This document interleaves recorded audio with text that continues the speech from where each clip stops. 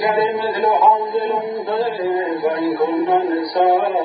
فوق اثنتين فلهن ثلثا ما ترك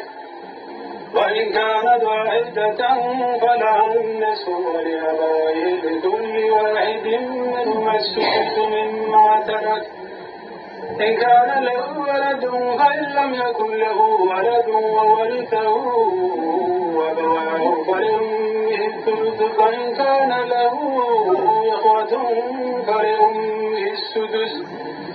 من بعد وصية يوصي بها أو دين آباؤه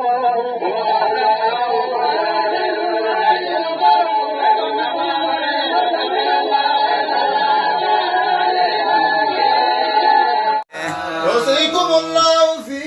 أولادكم للذكر مثل حظ الأنثيين فإن كن نساء فوق اثنتين فلهن ثلثا ما ترك وإن كانت واحدة فلها النصف ولأبويه لكل واحد منهما السدس مما ترك إن كان له ولد فإن لم يكن له ولد وورثه